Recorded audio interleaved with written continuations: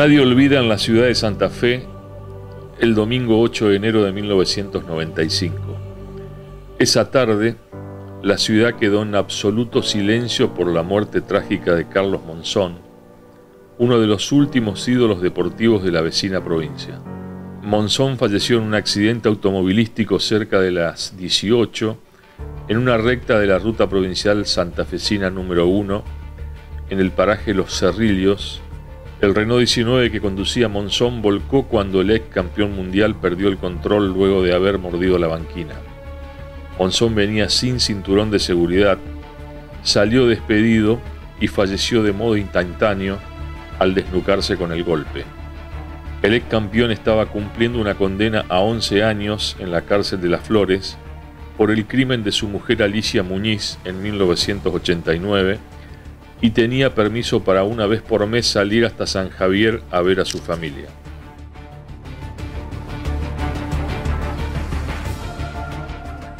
Bueno, imposible que me olvide del día y qué estábamos haciendo con mi familia. El 8 de enero de 1995 mi hija cumplía 5 años. Y estaba haciendo yo un asado en la casa de la bisabuela de mi hija, mediodía. Teníamos afuera el auto preparado porque no íbamos de vacaciones a Brasil. ¿Se acuerdan de la época que casi todos nos íbamos a Brasil cuando el cambio lo permitía? Bueno, y entre el asado que estaba haciendo y la radio que llegaban las noticias. Y llegó la noticia precisamente del accidente que tuvo ahí en la ruta, en el paraje en donde tumbó y en donde terminó, ¿no?, en esa cálida siesta de ese 8 de enero, precisamente la vida de Carlos Monzón. Yo por entonces era concejal en la ciudad, cuando tuve esos años de participación política. Y el consejo estaba inactivo, es decir, parlamentariamente no se trabaja durante enero. Y recuerdo que escuchando la radio, y con la congoja que esto despertó, que desde ya que dije, el viaje quedó suspendido,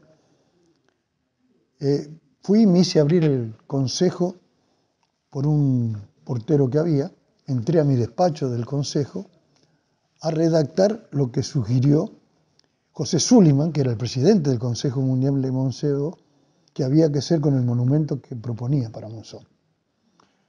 Y como estaba aquello, ¿no?, de cómo terminó y cómo tuvo el desenlace de Monzón con Alicia Muñiz, aquello de violencia de género, y el rechazo que podía provocar precisamente la instalación del monumento en algún lugar, como concejal, mirando lo puramente deportivo, ¿no?, de Monzón, le mando al intendente de la ciudad, escribo, ¿no es cierto?, un proyecto para decirle dónde, si no en Santa Fe, ese monumento tiene que estar. Y recuerdo precisamente también que vino el intendente, Obey era el intendente de Santa Fe. Imagínense ustedes, enero, a la siesta, es decir, nadie en la ciudad, es decir, lo que es un 8 de enero, Obey que entra en el despacho mío de concejal y me dice, ¿qué hacemos? Jorge, le digo, ¿qué hacemos? Le digo, no sé, ¿a qué te referís? Dice, ¿dónde lo velamos? ¿Abro el municipio para velarlo? Y me pareció sí. Y la municipalidad abrió precisamente las puertas para que el velatorio de Monzón se hiciera ahí. Estoy hablando de 8 de enero, el trajín, de todo lo que hubo que hacer con el trámite para traer el cadáver, las autopsias, todo este tipo de cuestiones. El accidente es algo muy raro. Monzón estuvo en un camping, que es Callastá, donde está el lugar original de fundación de Santa Fe. Estuvo comiendo un cordero con Samuel Jerónimo Matura. Comió mucho, bebió mucho, y en el viaje es altamente probable que haya cabeceado, se haya quedado dormido, muerde la banquina. Cuando quiere corregirlo, va de un lugar a otro y termina despistándose sobre la banquina oeste, que en ese momento en la ruta 1 estaba descalzada, o sea que entre el pavimento y la tierra había una diferencia grande. Por eso, y según las pericias por las frenadas determinaron que iba a casi 140 kilómetros por hora.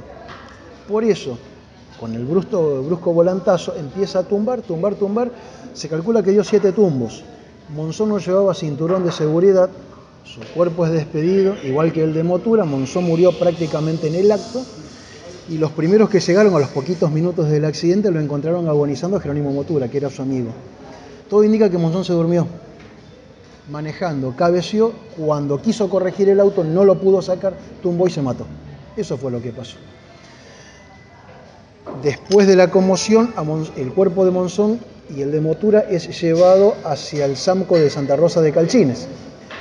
Alicia Guadalupe Fecia, cuñada de Monzón, viuda de Víctor Hugo, el hermano menor de los 3 hermanos Monzón, que se había matado en 1990 en un accidente, que era que iba con ellos porque un familiar tenía que acompañarlo en las salidas, que él gozaba de salidas transitorias en la cárcel, sufrió una fractura de un brazo y varias contusiones, pero afortunadamente conservó la vida. No tuvo inconveniente, la trajeron aquí al Hospital José María Cuyen de la ciudad. Luego a la noche, el cuerpo de Monzón lo traen aquí a la Casa Velatoria Sentir, donde lo acondicionaron para el velatorio del día siguiente, que se hizo en el hall principal de la municipalidad, que lo cedió el por entonces intendente Jorge Obeid, que después fue gobernador, que dictó asueto para que la gente pudiera despedirlo. Lo mismo Carlos Alberto Reutemann, que era gobernador, y dio asueto para que la gente pudiera despedirlo a Monzón. Mi padre fue uno de los pocos que pudo ver el cuerpo en Sentir. Monzón estaba prácticamente intacto, tenía un raspón en su frente, tenía fracturado el brazo izquierdo, algunos raspones en sus piernas y tenía una contusión muy grande aquí en su cuello y muy negra, con un moretón, un hematoma. Monzón se desnucó. Cuando lo despide el cuerpo, ese fue el golpe que provoca su muerte. Yo en ese momento me estaba separando de mi primera ex mujer, y a la siesta, bueno, a las tipo 6 o 7 de la tarde, mejor dicho, la tardecita, yo alquilaba un departamento en pleno centro de Santa Fe, en San Martín, esquina Tucumán, en el 5.º piso, y bueno, suena el teléfono fijo y me habla Cacho Steinberg y me dice: ¿te enteraste, Ricardo? No, ¿de qué? Y de que murió trágicamente Carlos. Yo hice una investigación, yo tenía un programa que se llamaba Tiempo de Ricardo Porta en cable video en esa época, que era de Malvicino, de Ángel Malvicino, y yo hice un video sobre, al año, el primer aniversario, y que se llamó Las últimas imágenes que vieron los ojos del campeón. Y me tomé el trabajo justamente de dialogar con los 2 playeros que le cargaron combustible al auto de Carlos y que dijeron que, cuando yo le pregunté, ¿pero estaba borracho Carlos? No, dice. Eso es la prensa amarilla de Buenos Aires, me dijeron. Nosotros, cuando ellos hablan de las latitas de cerveza, todo lo contrario, nosotros le regalamos unos caramelos agradeciendo que él nos había firmado autografiado una foto que le dimos. Y después se fue de la estación de servicio y desbarrancó, derrapó, digamos, en la ruta y tuvo el accidente. Y te cuento más, ese auto no era de él, estaba a nombre de un íntimo amigo de él, que era dueño de La Cuyanita, que era el bar que estaba en Martínez, en la capital, en Buenos Aires, y donde él todas las siestas iba a jugar al truco con el gallego Iglesias, y que era el dueño, Pinino Más y Ubaldo Matildo Fillol. Se juntaban allí y jugaban al truco. Iba en el auto de Carlos justamente su ex cuñada, o sea, era la ex mujer de su hermano, que había fallecido justamente el día anterior a una de las peleas que hizo en Europa Carlos, ¿no? Y bueno, tuvo gran repercusión ese detalle. Fíjate vos, Claudia, que yo tuve que ponerle, porque se accidentó Alicia Fecia, que era el nombre de la viuda de su hermano, eran pareja con Carlos en ese momento y le hizo un juicio porque se había lesionado la muñeca y le hizo juicio, por supuesto, al dueño del auto. Y el dueño del auto no tenía nada que ver en realidad porque era responsable civilmente, pero no tenía como para afrontar con dinero ese juicio. Tengo muy grabado el momento porque era un domingo a la tarde y yo estaba trabajando en la redacción de Hora Cero y yo estaba caminando por la redacción justo en el momento en que en el box de Teletipo, donde llegaban las noticias de agencia, el Chuli Maffei, que era el responsable de deportes, estaba bajando información en un disco, estamos hablando de la prehistoria, y hace como un gesto así de conmoción, se echa para atrás y no dice palabra, no pronuncia palabra. Yo advierto ese gesto y le digo, ¿qué pasó, Chuli? Y me dice, se mató Monzón. Y me da detalles que habían, los primeros detalles que aparecen en ese primer cable. Y ahí enseguida empezamos a movernos en la redacción y Daniel Enz dijo, vamos a hacer un suplemento, y empezaron a trabajar en un suplemento, y a los 5 minutos me dice, agarrá el auto y nos vamos a Santa Rosa de Calchines, que fue el sitio del accidente, o sea, unos 70 kilómetros de Paraná. Y nos fuimos con Daniel y cubrimos el hecho. Llegamos a una hora en que el auto ya lo estaban trasladando a la comisaría de Santa Rosa de Calchines. Vimos el auto absolutamente destrozado, un Renault 19 gris, que tenía todas las marcas del tremendo accidente porque había dado varios tumbos el vehículo luego de morder la banquina y había eyectado fuera de la cabina a sus 3 ocupantes, ¿no? Y bueno, y conversamos con la gente y a mí me impresionó mucho, te diría que es no sé si lo único, pero lo que más recuerdo de esa cobertura fue cuando le pusimos el grabador al jefe de la comisaría de la localidad, un policía evidentemente modesto, muy sencillo, que con lujo de detalles nos hizo la cronología de lo que había ocurrido, pero a mí me sorprendió una expresión de él cuando dijo, y comprobamos que la víctima fatal era el campeonísimo Carlos Monzón. Y era una expresión que conjugaba su conmoción, su dolor, y cierta solemnidad, ¿no? Porque era absolutamente consciente de que el azar, la suerte, el destino lo había colocado frente a un hecho histórico que lo marcaría y que marcaría buena parte del país, ¿no? Monzón volvía de su ciudad natal, San Javier, en donde había disfrutado de sus 48 horas de libertad de fin de semana, desde las 10 del viernes hasta las 20 del domingo, y se dirigía precisamente al penal de Las Flores, donde cumplía su condena. Salió de San Javier, se detuvo a cargar nafta a poco de partir en una estación de servicios que ya no existe, y luego siguió hasta Callastá, donde lo habían invitado a almorzar. Desde ese lugar partió nuevamente por la Ruta 1 y no transitó más de 30 kilómetros porque le llegó la muerte.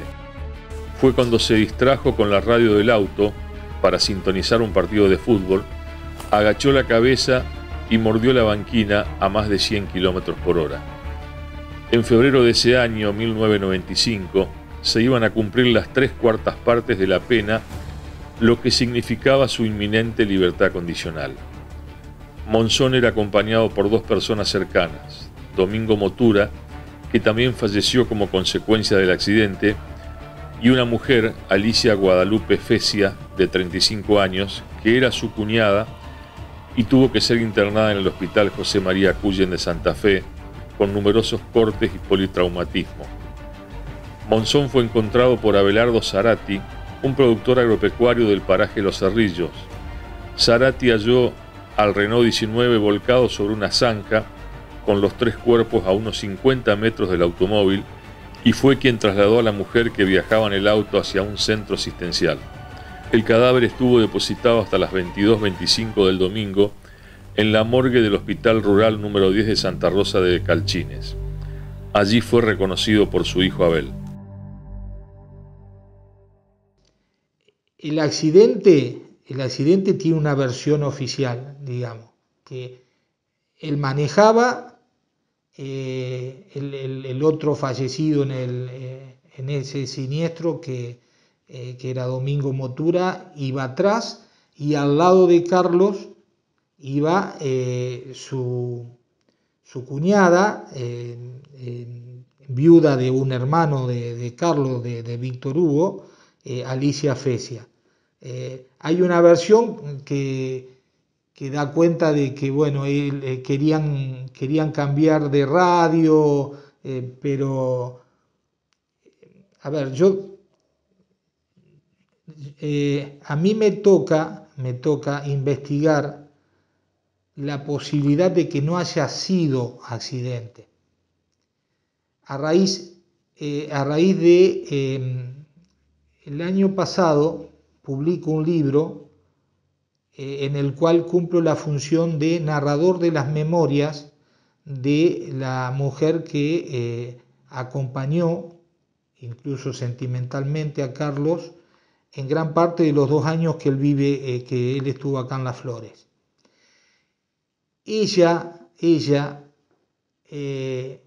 no estaban juntos, no tenían relación cuando Carlos fallece.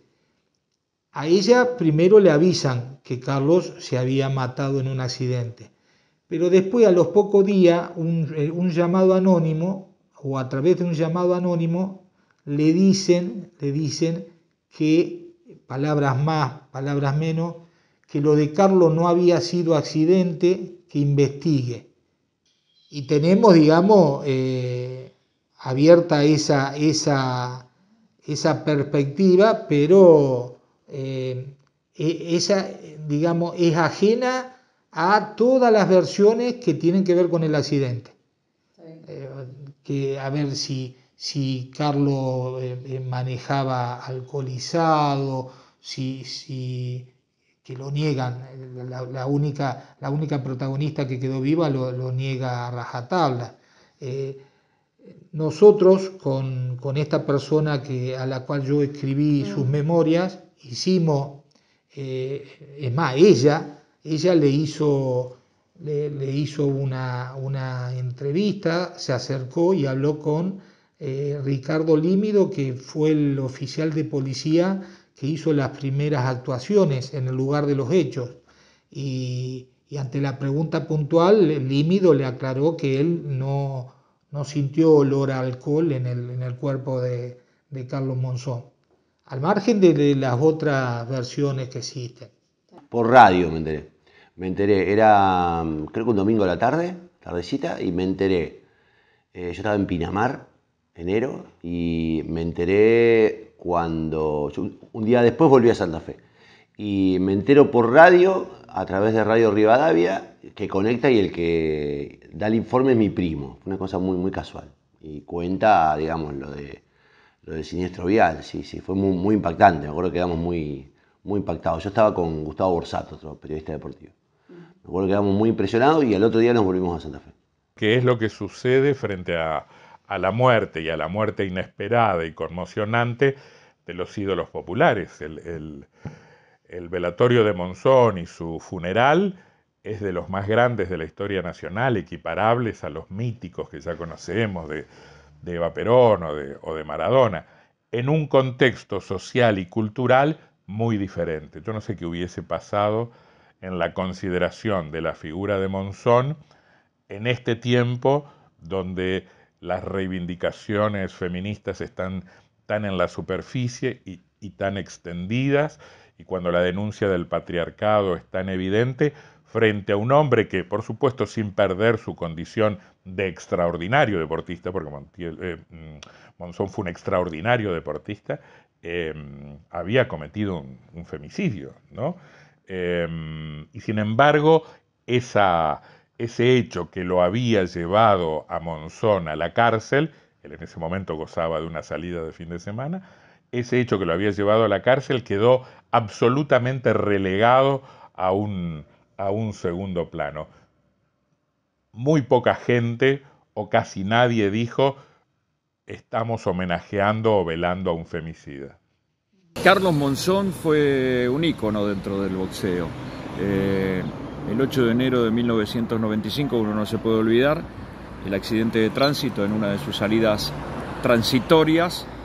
Carlos volvía de San Javier por la Ruta 1, tenía que presentarse antes de las 8 de la noche en la cárcel de Las Flores, y dicen los testigos, inclusive la única sobreviviente, que venían rápido y que manejaba a Carlos, y que de acuerdo a la versión que se dio un tiempo después, él quería escuchar la radio porque quería escuchar a Colón en un partido de fútbol. Entonces a su cuñada le hace buscar el partido de Colón en la radio, y la señora no encontró porque era 8 de enero, no había fútbol. Y entonces él le dice: bueno, déjeme a mí, y entra a buscar y se distrae, y en esa distracción muerde la banquina, y bueno, los tumbos y todo lo que se sabe de la crónica de aquella tarde fatal para Carlos, ¿no? que estaba pagando su condena por la muerte de Alicia Muñiz. Le quedaban 14 meses de cárcel, y esa fue un poco la historia que hasta el día de hoy se habla. Yo recuerdo a Cherkis Viallo a través de Revista El Gráfico y de aquellos especialistas que conocían mucho más al Monzón.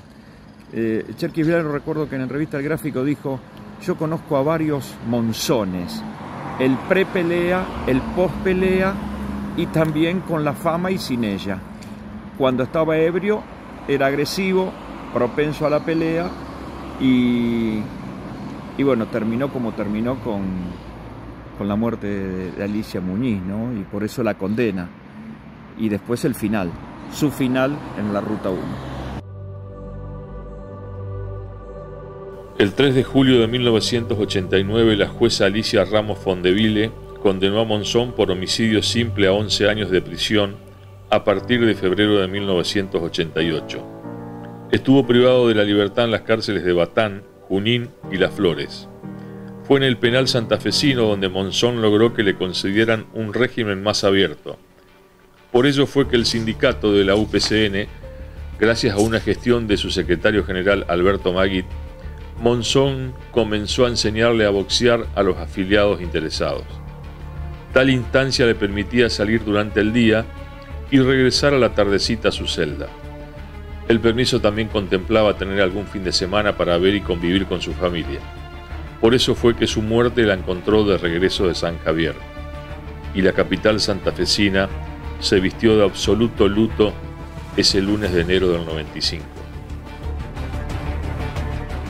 Acá había una, ya desaparecida, un supermercado, un hipermercado que se llamaba el ABC, en San Jerónimo y Tucumán, y todos los años hacíamos una transmisión por el canal donde se sorteaba un auto.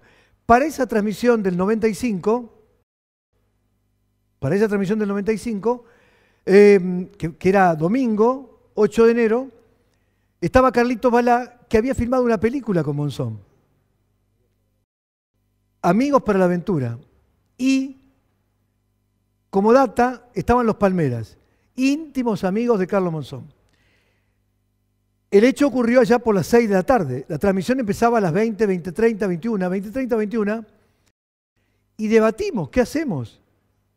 Sin embargo, la gente no se enteró del todo y había una multitud frente al monumento al Brigadier López.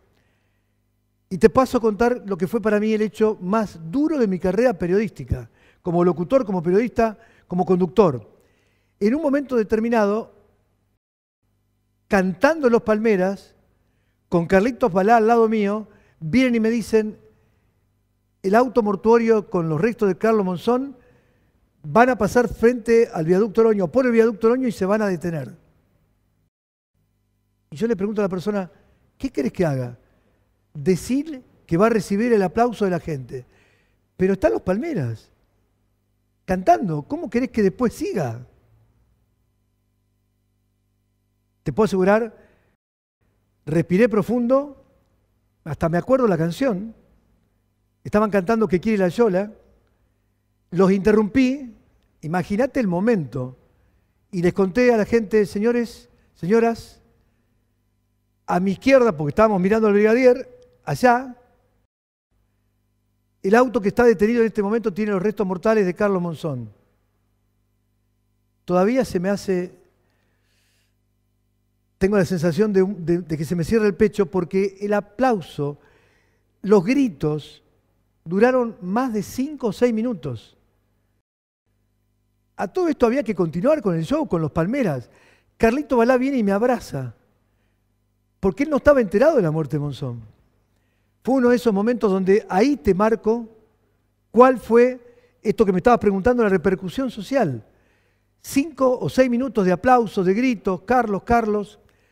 Insisto, estamos hablando del hombre, del deportista, ¿eh? Y con respecto a esto, fue para mí uno de los hechos más difíciles porque tuve que parar, detener los aplausos, los gritos y decirles con mucho dolor, lo despedimos. Creo que estaba escuchando la persona que estaba en el auto mortuorio, comenzó a andar, lo despedimos con un saludo final y vamos a hacer una pequeña pausa, mandé una pausa porque no había manera, cortamos y seguimos con el show que estamos haciendo aquí del hipermercado ABC.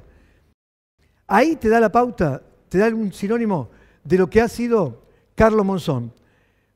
Desde aquel comienzo de cuando se paralizaba la ciudad, cuando llega después de ser campeón mundial, y que cómo lo recibían en cada lugar, en Francia, en Italia, cuando combatía. Ya en la mañana del 9 de enero se abrió el municipio, lo que fue tremendo. Es decir, los que no conocen el municipio tienen unos portales tremendos. Las puertas están felizmente bien blindadas por el acero que tiene, pero el público forcejeaba para ingresar ahí. Y bueno, esto devino también después en el sepelio, ¿no? En el trayecto desde el municipio hasta el cementerio, donde fue una caravana de dolor santafesino que se manifestó a lo largo de todo el recorrido. Ese fue mi 8 y mi 9 de enero, y ese fue lo que ustedes estaban queriendo, cómo fue precisamente aquel accidente que lo sorprendió a Monzón, ya casi cumpliendo con la pena que tenía, el tiempo de pena que le quedaba pendiente, de lo que mereció, ¿no es cierto?, por la muerte de Alicia Muñiz. Y se había ido a pasar una noche de río, de mojarse en el agua, de comer pescado y volver. Algunos dicen que ni alcoholizado, otros dicen que sí, cuando pegó ahí en el paraje Los Cerrillos un tumbo y derivó esta vida que terminó precisamente ese 8 de enero de 1995. ¿Cómo no me voy a acordar? Mi hija tenía 5 años, ¿no? Hoy tiene 32. El mismo domingo a la tarde, lo vi por Crónica Televisión, la placa roja que dice se mató Monzón. Automáticamente lo llamo a mi padre se descompuso, le cayó pésimamente mal la noticia. Después se fue a colaborar en lo que haga falta y a la noche vio el cuerpo de Carlos cuando lo trajeron aquí a una casa velatoria para prepararlo para el velorio del día siguiente. Mi padre era chaqueño de nacimiento. De pequeño, cuando se vino a vivir aquí a Santa Fe por el trabajo de mi abuelo, que era ferroviario, fue testigo de cuando vino a Perón, reconociendo que fue un mundo de gente y nunca jamás en su vida había visto tanta gente aquí en la ciudad que lo adoptó. Cuando murió Monzón, mi padre recalcó en varias entrevistas, y lo notó en sus borradores de trabajo como biógrafo personal de él, que el velorio de Monzón, la conmoción que provocó fue mucho mayor que eso. Nunca había visto tanta gente como en el velatorio y el acompañamiento de Monzón sobre todo. Incluso gente que vino de otros lugares. Fue algo realmente multitudinario. Nunca había visto tanta gente, que lo provocó Monzón con su muerte. Que cuando él, como boxeador, cuando termina preso después de la muerte de Lince Muñiz y en su muerte, paró las rotativas, como se dice en el ámbito periodístico. Monzón era así y lo provocó eso. Realmente provocó eso. Acá en Santa Fe mucha gente no recordaba que se haya reunido una multitud tal para despedir a una persona. Y Monzón no era santafesino, había nacido en San Javier, pero esta ciudad lo adoptó como un santafesino más. Me tengo que haber enterado prácticamente sobre la misma, o sea, en el momento en que prácticamente se da, en esa media hora, primera hora que se conoce la noticia, el mismo 8, es decir, 8 de enero de 1995. No tengo presente en este momento cómo fue que me enteré, pero creo que lo escuché por radio. No recuerdo que alguien me haya llamado exclusivamente para contármelo. Lo escuché por radio y tiene que haber sido ya la tardecita, porque el accidente ocurre 17:50 del domingo 8. Y para las 19, sí, entre las 18:30 y las 19 ya explotó como información, tanto a nivel local como nacional, y ahí se replicó incluso internacionalmente. Bueno, ahí es donde nace un poco, ¿cómo te podría decir? Carlos Monzón en sí mismo es un mito, pero lo que nace ese día es la leyenda, porque aún en el marco, en el contexto de lo que le había pasado y la situación por la que atravesaba, es decir, él estaba cumpliendo una condena por homicidio, perfectamente encuadrado como femicidio hoy en día, pero lo que ocurre ahí trastoca todo, porque es prácticamente una conmoción a nivel social. Repasando algunos números de lo que en ese momento se convierte en la recepción de la noticia, vas a encontrar que hay información que dan cuenta de 12.000 personas que pasaron por la Capilla Ardiente, que se había armado ahí con la presencia del cuerpo de Carlos Monzón en la municipalidad de Santa Fe. Después se habla de 60.000 personas que acompañan el trayecto de 40 cuadras, es decir, unos 4 kilómetros que hay entre el municipio y el cementerio municipal. Y se habla de 6.000 a 10.000 personas en la necrópolis, a tal punto que el cajón, el último tramo, desde el ingreso del cementerio hasta donde es depositado, donde es ubicado, fue prácticamente trasladado en un pasamanos. Eso nunca se vio. Eso es algo realmente llamativo y muy particular.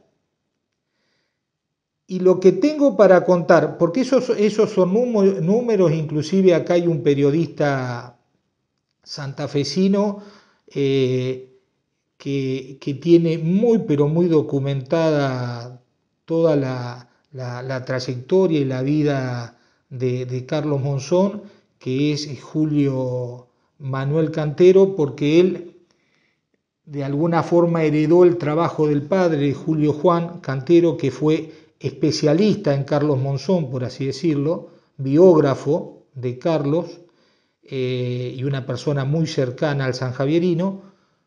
Julito heredó ese trabajo, lo mejoró, lo revisó, lo expuso, lo difundió, y a tal punto que se conoce también la obra del padre a través del trabajo suyo. Eso está perfectamente documentado. Y después está una segunda parte en lo que a mí respecta, que es o son los testimonios que me han tocado, con los que me ha tocado convivir o tuve la suerte de participar, por así decirlo. Yo volví el otro día. A nosotros nos costó, primero no conseguimos taxi ni conseguimos forma de volvernos desde la terminal de ómnibus a nuestras respectivas casas, porque la ciudad estaba absolutamente paralizada. Y lo que recuerdo como primera imagen fue la cantidad de gente que había en el jardín delantero de la municipalidad, donde lo velan a él. Era una cosa muy impresionante. Lo que recuerdo era una especie de ciudad paralizada, con mucha custodia policial, pero sin ninguna dimensión de lo que iba a pasar después del entierro. Ya no había una idea acabada de lo que iba a pasar después del entierro. El entierro sí fue una cosa... Yo no creo que se vuelva a repetir una cosa parecida. Porque el velorio fue, digamos, mucha gente, hubo mucha cola. Me acuerdo que la mezcla de gente era muy rara, porque estaban los sectores altos y los sectores bajos que accedían desde los barrios al centro para despedirlo.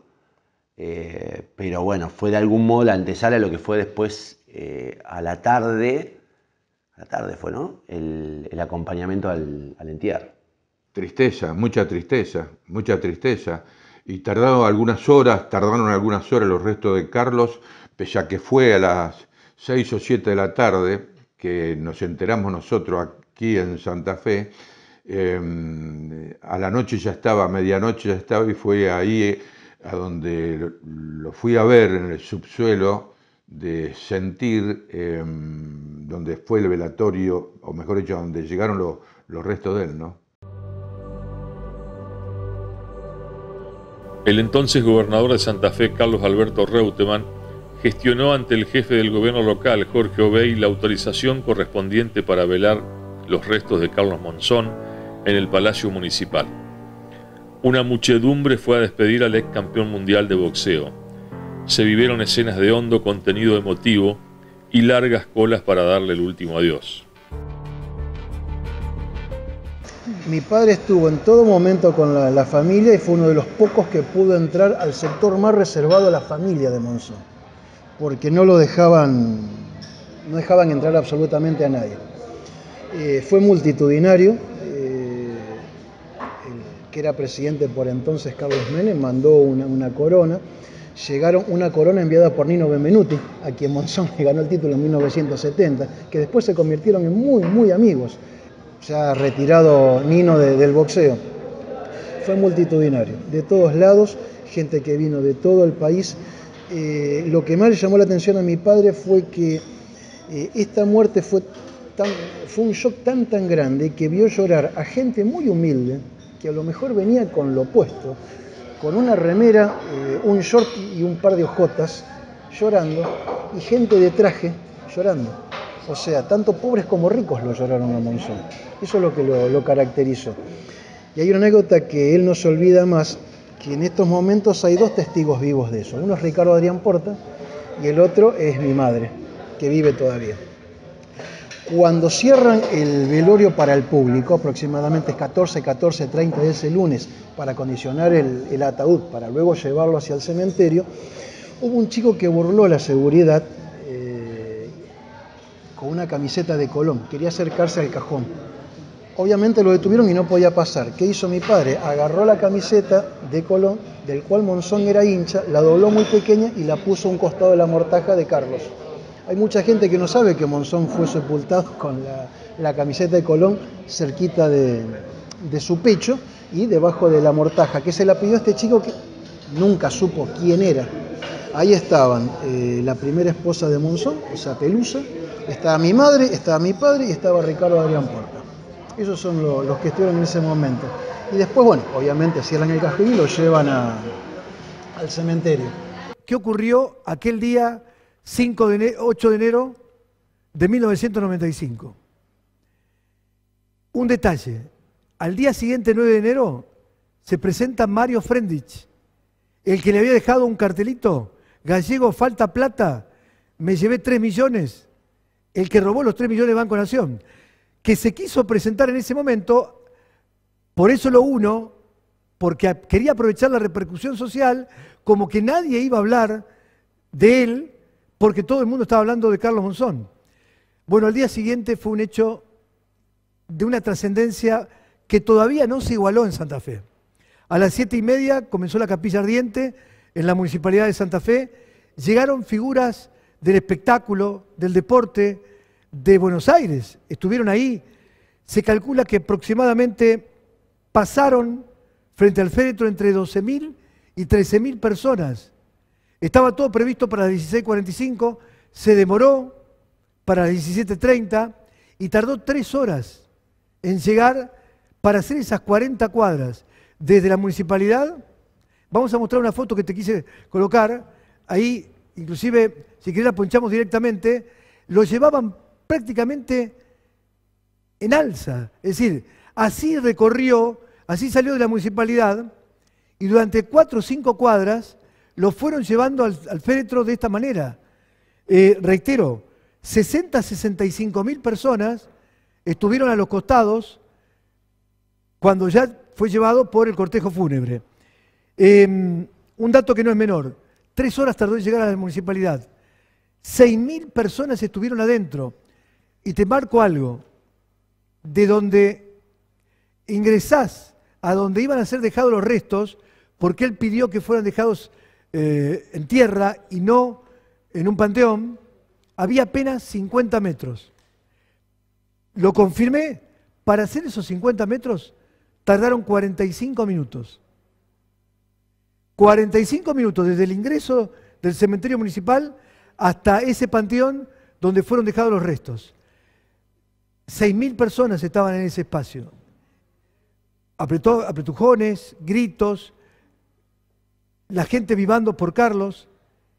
Por eso quise contarte lo previo de cómo fue cada combate, de cómo ocurrió su vuelta en noviembre con el título mundial a Santa Fe y todo lo que demoró, de cómo era recibido por el príncipe Rainiero, por Carolina, su hija, por Alain Delon, por Úrsula Andrews, una sueca muy bonita, por su noviazgo con Susana Jiménez, por lo que pasó cuando murió y me tocó vivirlo en primera persona, y esto que terminó pasando en la municipalidad, desde las 7:30 hasta casi las 5:30 de la tarde, porque se atrasó todo, y las 8 de la noche, cuando terminaron llegando, después de ese recorrido interminable de 40 cuadras, con 60.000 personas, 65.000 dicen algunas, que lo despidieron. Nunca ocurrió un hecho igual. Separemos el deportista de lo que fue la persona en privado, con aquel homicidio, hoy femicidio. A mí me parece que lo que pasó ahí es que se murió el máximo ídolo de la ciudad. Digamos, ¿no? A mí me parece que Monzón venía del femicidio, estaba cumpliendo la prisión, y este es un debate muy abierto todavía en Santa Fe, sobre todo con algunos sectores, digamos, del feminismo que sigue reprochando la existencia de homenajes en la ciudad. Monzón todavía tiene un enorme monumento ahí en la avenida Costanera y en la entrada del Quincho Chiquito. A mí me parece que en ese momento desapareció eso de Monzón, digamos, desapareció la idea del personaje cuestionado, condenado, y me parece que lo que hubo fue un tributo masivo, absolutamente masivo, al tipo que nos había dado un montón de alegrías, que nos había convertido en el centro de la escena nacional y en algunos casos mundial, porque recordad que Monzón además había estado preso, había pedido que lo trasladen de Batán a Las Flores, y Santa Fe era el tránsito de un montón de figuras. Venía Alain Delon, digamos, era como una especie de... la prisión incluso del negro Monzón fue como una especie de vidriera turística para la ciudad, porque venía mucha gente a verlo. Te estoy mencionando a Delon, te menciona a Nino Benvenuti y seguramente un montón de personalidades que nosotros no nos enteramos. Pero digo, en aquel momento me parece que el shock y el dolor fue tan genuino que no sé si había una discusión o un cuestionamiento a la movilización de Monzón. No recuerdo que en ese momento haya habido ninguna expresión contraria a la despedida calurosa. Yo creo que fue unánime.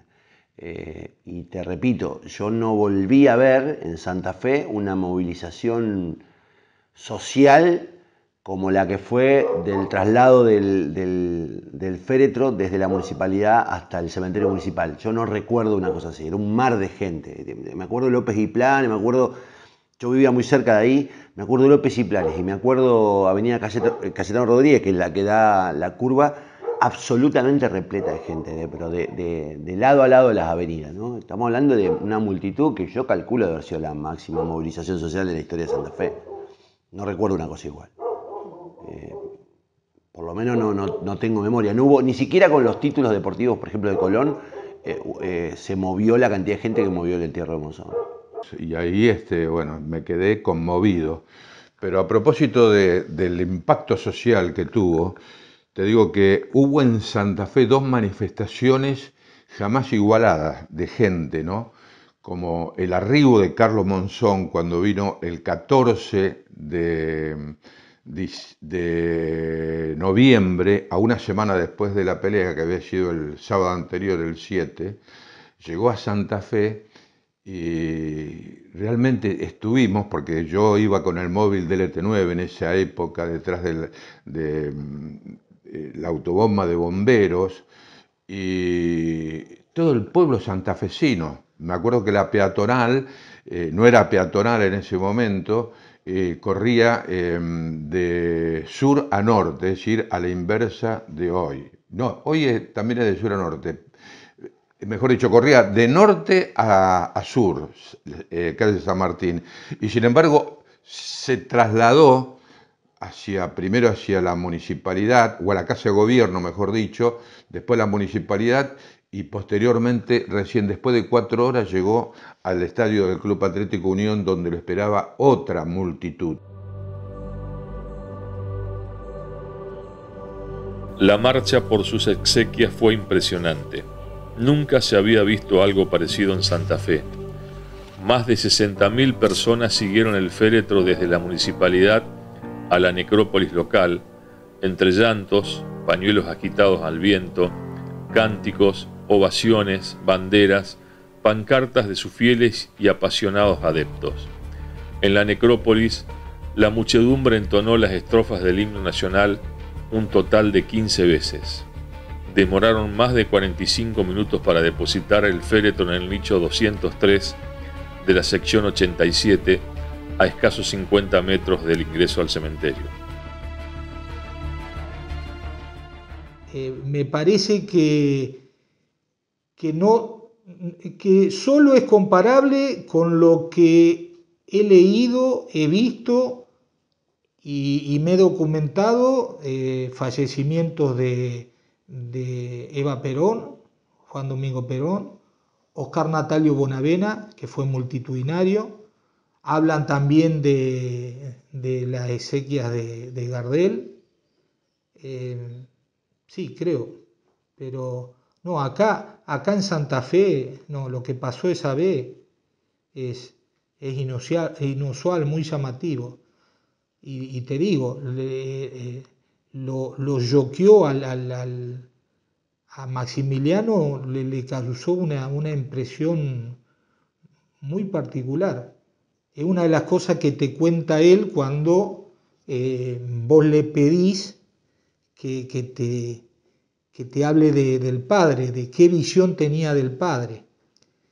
Y más que nada, porque él sabe, porque le han contado que el padre, de ser un chico que prácticamente no tuvo estudios, porque creo que él tuvo que abandonar en el 3er grado, creo que tenía 2 grados completos, Carlos, de escuela primaria, lo que consiguió gracias al boxeo, es decir, lo que logró a partir de una disciplina deportiva. Entonces todo eso le hacía no ruido mal, sino que le llevaba a Maximiliano a componer una realidad distinta al momento de tener que hablar del padre. Fíjate vos qué increíble eso, porque Santa Fe fue tapa de todos los diarios al día siguiente, porque mientras se producen los preparativos del velorio de Monzón, y hay un luto general en la ciudad, se entrega a Mario Fuentes, que hacía varios meses que estaba prófugo. Mario Fuentes es aquel gerente del Banco Nación, que se había escapado supuestamente con 8 millones de dólares, nunca terminamos sabiendo cuánto. Y Mario Fuentes aprovecha la parálisis de la ciudad para entregarse. Aparece bronceado, con barba, y en Santa Fe pasó desapercibido. Yo me acuerdo que vinieron los móviles de todos los medios nacionales a cubrir las dos cosas. Y había mucha, digamos, se reclamaba información sobre Fuentes y la ciudad estaba en otra cosa, estaba en la despedida del negro. Me acuerdo que fue un día de mucha conmoción y de mucha atención nacional sobre Santa Fe. Es una situación que con el tiempo se volvió incómoda, la de Monzón. Porque a medida que pasaron los años, digamos, la reconfiguración de aquel homicidio de Alicia Muniz con lo que efectivamente terminó siendo un femicidio, digamos, Monzón mata y es condenado por la muerte de su mujer. Claro, con el tiempo aparece la figura del femicidio, se hace como una lectura retroactiva, digamos, se califica de femicidio al homicidio de Monzón desde el punto de vista social. Y hay todo un cuestionamiento sobre los homenajes que había, digamos, a Monzón. Y hubo toda una discusión, pero retroactiva, que de algún modo le puso algún tipo de cuestionamiento a lo que fue esa despedida colosal y fervorosa que tuvo Monzón. Porque, claro, el pueblo santafesino despidió de una manera increíble a quien fuera el ídolo deportivo, al campeón mundial, pero al mismo tiempo después hubo como un reproche de por qué despedíamos de esa manera a quien había sido un homicida y después con el tiempo, con el cambio de la ley, un femicida. Entonces eso dejó como hay una herida abierta que sigue generando discusiones. Hoy todavía se cuestiona la subsistencia de un monumento, ¿no? Y hay un debate ahí que dar que tiene que ver con si se pueden dividir, ¿no?, los ídolos, sus actividades públicas, su actividad como boxeador, como personalidad y su vida privada y en todo caso su condición de homicida o femicida. Me parece que es todo un ejemplo o digamos, un paradigma de los debates que todavía nos debemos, de algunos debates que todavía nos debemos. Sí, lo llevaron, estaba previsto a las 16:30, 16:45, la inhumación. Era tanta la gente y avanzaba tan despacio el cortejo que llegó casi al cementerio prácticamente 2 horas más tarde. Desde el cementerio hasta el nicho, desde la entrada del cementerio hasta el nicho donde fue depositados sus restos, hay aproximadamente 150 a 200 metros. Eso se hizo en poco menos de media hora, para recorrer 200 metros de tanta gente que había. El cortejo avanzó muy, muy despacio. Incluso en algunos lugares la gente arrojaba flores al coche que llevaba el ataúd, banderas argentinas, banderas de Colón, alguna bandera de Unión, como te dije, porque el shock fue tan grande que trascendió la cargada o el folclore entre Unión y Colón. O sea, hay gente de Colón que lo lloró y gente de Unión que lo lloró. Lo mismo pasó con el maestro Brusa, su hacedor, cuando falleció en 2011, que era reconocido fana de Unión. Lloraron los de Unión y lloraron los de Colón, que también lo vi. Era multitudinario, aproximadamente unas 60.000 personas, por eso recalco lo que mi padre decía, lo que vio de pequeño con Eva Perón y lo que vio ya de grande con el acompañamiento de Monzón. Casi media hora fue entre la entrada y el nicho donde depositaron sus restos. Monzón inicialmente es sepultado en un nicho que cerca donde está su padre, don Roque. En vida, expresamente Monzón pidió ser sepultado en tierra. que esto, la anécdota, mi padre es testigo cuando lo iba a visitar a la cárcel de Las Flores, que fue el último lugar de detención, y lo acompañaba mi madre, y expresamente pidió ir en tierra. A Monzón lo sepultan el lunes 9 de enero de 1995, 35 o 40 días después de eso, lo sacan del nicho y lo sepultan en tierra, que está aproximadamente unos 20-30 metros de donde él estaba. Entrando al cementerio municipal, hay unos 100-120 metros hasta el oratorio, se dobla hacia la derecha, o sea, hacia el norte, y ahí sobre tierra está la tumba de Carlos Monzón. Al lado de la tumba de Monzón está la tumba de don Pedro Candiotti, otro de los máximos deportistas de la provincia de Santa Fe. Y ahí está. Lo visitaron, la visitó Mickey Rourke, la visitó Alain Delon, la visitó toda la comisión del Consejo Mundial de Boxeo, que fueron los que inauguraron el monumento que está en la Costanera, a pocos metros del Quincho de Chiquito. Vinieron ex rivales de Monzón, vino Nino Benvenuti, vino el Rodrigo Valdés, vino Mantequilla Nápoles y vino Emil Griffith, y rindieron honores en su tumba. Fue el mismo día que inauguraron el monumento, el lugar donde tuvo el accidente, que ese monumento lo impulsó la comisión de homenaje que se creó para hacerlo. Monzón se mata en el paraje Los Cerrillos, que está a unos 50-52 kilómetros de aquí de la ciudad, entre Callastá y Santa Rosa de Calchines. Allí fue el lugar del accidente. El trayecto al cementerio, ya que también quedó pendiente esta pregunta, y fue doloroso. Yo fui parte de... La gente no se preguntaba nada. Yo creo que si pueden ir a los archivos del Canal 13, hay precisamente el momento en que ponen el ataúd precisamente en donde quedó, ¿no? Con relato de Luisito Pérez Calle, ¿no? Eso también lo tengo absolutamente presente, pero era la muestra de dolor más. Mire que tengo una larga vida acá en Santa Fe, soy octogenario, ¿no? Pero en mi vida una muestra de dolor así, una cuestión así, solamente lo viví en esta magnitud, con esto de Monzón que le estoy narrando, y también cuando falleció el que fue compañero nuestro de trabajo, que fue el locutor, que fue el de Noti 13, ¿no? La voz parlante de Noti 13, pero en ese momento intendente, como fue Enrique Rodolfo Mutis. Otra vez que Santa Fe salió a la calle para despedir a alguien que terminaba siendo absolutamente muy reconocido ciudadanamente. Y me acuerdo que, bueno, estaba el intendente en ese momento y todos los funcionarios y el pueblo de Santa Fe que lo despidió. Y después el otro hecho fue cuando lo sacan al ataúd de la municipalidad, fue acompañado por todos los santafesinos, pero que lo esperaban porque se habían publicado el recorrido, ¿no? Por ejemplo, el ataúd o los restos, lo que lo llevaban, lo detuvieron unos minutos en las puertas del estadio del Club Atlético Unión, de donde él salió siendo colonista, ¿no?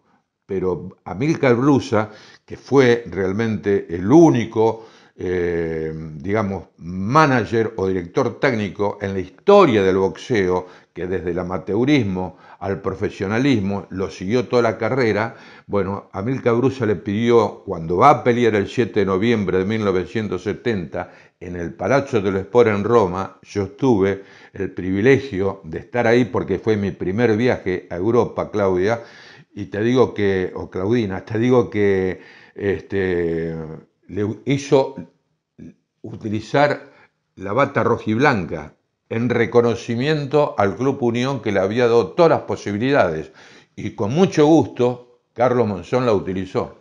Él estaba gozando de libertades, salidas transitorias. ¿Por qué? Porque en esa época, en ese momento cuando él estaba detenido, un íntimo amigo nuestro, como era Alberto Maguit, que era el secretario general de UPCN, le había montado en el camping de UPCN un gimnasio.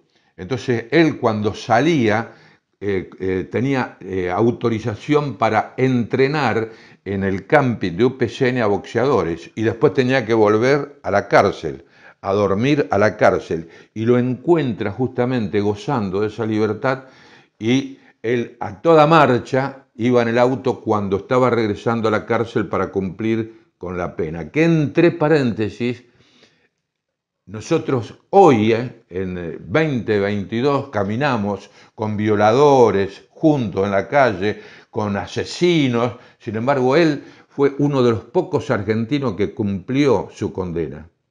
Porque una cosa es que te cuenten en números lo que pasó en esos días, pero otra cosa me ocurrió cuando tuve la suerte de entrevistarlo al hijo más chico de Carlos Monzón, Maximiliano, que es el hijo de Alicia Muniz con Carlos, o sea, el fruto de la relación que se trunca trágicamente y desgraciadamente el 14 de febrero de 1988. Bueno, yo tuve la suerte de entrevistarlo a Maximiliano en 2019. Maximiliano pierde a la madre a los 6 años, cuando estaba en edad de empezar la escuela primaria, y pierde al padre a los 13 años, cuando estaba siendo ya un hijo sin madre y prácticamente sin padre, porque no lo dejaban ver al padre, no tenía contacto con su padre. Cuando estaba, repito, a punto de empezar el secundario, pierde al padre. Ahora, ese padre que es complicado explicarlo, pero me van a saber entender. Ese padre que estaba anulado como parte de su vida y que era pintado de alguna forma como un monstruo, el culpable del fallecimiento de la madre, palabra prohibida, genera en Santa Fe, genera una conmoción, digamos, excepcional, con lo que cabe a la palabra excepcional, ¿no?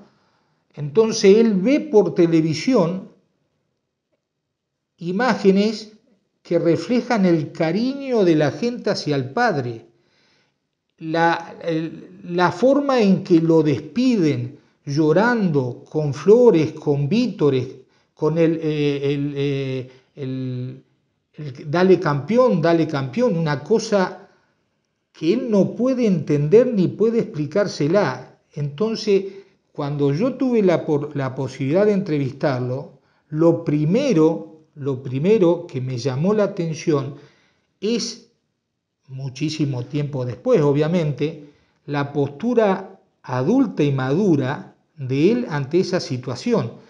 Él me dice, imagínate que me habían pintado alguien que realmente era detestable, o él usó otras palabras, pero alguien que no tenía cabida en forma positiva digamos, en la concepción de una imagen, y yo me encuentro con que miles y miles de personas lo idolatran. La figura del ídolo deportivo siempre terminó colisionando con la muerte violenta de su mujer Alicia Muniz en aquella madrugada de Mar del Plata. El fantasma de ese episodio opacó notablemente su figura a nivel mundial. Monzón dejó de ser Monzón. Los reconocimientos dejaron de serlo, y cuesta recordarlo como ese campeón que hizo llorar a todo un país. Monzón pagó caro el crimen cometido y nadie más se acordó de homenajearlo. Siempre pesó más la muerte de Alicia Muniz por sobre la trayectoria deportiva. Para mí, yo por supuesto apoyo algunas, no todas las ideas de los movimientos feministas, ¿no? Pero para mí hicieron daño en la sociedad en un punto, que no se me interprete mal, en un punto. ¿Por qué? Porque, por ejemplo, no están de acuerdo con el monumento que se le hizo a Carlos Monzón. Lo que pasa es que ese monumento que está en la costanera de Carlos Monzón representa a un auténtico campeón del mundo de boxeo, que fue un ejemplo desde el punto de vista deportivo. Pero como dice bien Valdano de Maradona, Valdano dice de Maradona, nosotros nos equivocamos cuando le decimos Dios a Maradona. Maradona es Dios dentro de la cancha. Monzón era Dios arriba del ring, pero debajo del ring tiene, o tenía, mejor dicho, todas las miserias que tenés vos, Claudio, que tiene el camarógrafo, que tengo yo, que tenemos todos. Y una de las miserias fue precisamente lo que no está probado, por otra parte, la condena por femicidio, que no tiene nada que ver. Ese monumento es por la trayectoria deportiva. Monzón el pasado domingo 7 de agosto hubiese cumplido 80 años, era de 1942, el mismo año de Muhammad Ali, el mismo año de Carlos Alberto Reutemann y el mismo año de Ringo Bonavena. La gente en Santa Fe fundamentalmente lo tiene a Monzón en un altísimo concepto y te lo explico por qué. Deportivamente Monzón en la Argentina fue inigualable y en gran parte del mundo también. Monzón fue encontrado penalmente responsable por la muerte de su última esposa, por eso recibió una condena de 11 años el 3 de julio de 1989 y pagó con la cárcel. Él, con la justicia de los hombres, él cumplió. Es más, él estaba con salidas transitorias en el momento que pierde el accidente. Él volvía hacia la ciudad de Santa Fe. El accidente es aproximadamente 17:40, 17:45 y debía presentarse en la cárcel de Las Flores a las 20. Nunca llegó. O sea que, y le faltaban un poquito más de 6 meses para cumplir las 2/3 partes de la pena que le había sido impuesta, iba ya directamente a gozar de la libertad condicional. O sea que él, la pena la cumplió, él murió cumpliendo su condena. O sea que no, el fiscal pidió 18 años, el tribunal, presidido por la doctora Alicia Ramos Fondeville, le dieron 11 y murió cumpliendo la condena.